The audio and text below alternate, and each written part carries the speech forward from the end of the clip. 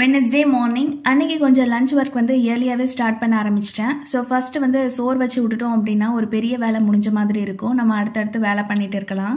So அன்னைக்கு வந்து beef தான் வாங்கியிருந்தோம். அதை கழுவிட்டு நான் ஃபுல்லாக மேரினேட் பண்ணி வச்சுக்கிட்டேன். குக்கிங் பண்ணுறப்போ ஃபர்ஸ்ட் வந்து மேரினேட் பண்ணுற எல்லாத்தையுமே பண்ணி வச்சிடணும். ஸோ நம்ம வந்து வெஜ்ஜிஸ்லாம் கட் பண்ணுற டைமில் அது நல்லாவே ஊறி வந்திருக்கும். சைட்லேயே நான் பிரேக்ஃபாஸ்ட்டுமே முடிச்சிட்டேன். அன்னைக்கு வந்து பரோட்டா அண்ட் சால்னா தான் வாங்கியிருந்தோம். கடையில் தான் வாங்கியிருந்தோம். என்னைக்காவது ஒரு நாள் இப்படி சாப்பிட்றது வந்து தப்பு கிடையாது. இந்த ஒர்க் பண்ண கேப்லேயே சோறு வெந்துருச்சு. அதையும் வடிச்சு வச்சாச்சு. இப்போ நான் வந்து தாளிக்க ஸ்டார்ட் பண்ணிட்டேன். இந்த பீஃப் கிரேவியோட டீட்டெயிலான ரெசிபி ரீசெண்டாக அப்லோட் பண்ண லாங் வீடியோவில் ஷேர் பண்ணியிருக்கேன். உங்களுக்கு வேணும் அப்படின்னா மறக்காம செக் பண்ணி பார்த்துக்கோங்க. இந்த கிரேவி ரொம்ப சூப்பராக இருக்கும். கண்டிப்பாக ட்ரை பண்ணி பாருங்க. இது வந்து ஒரு மஸ்ட் ட்ரை ரெசிபி.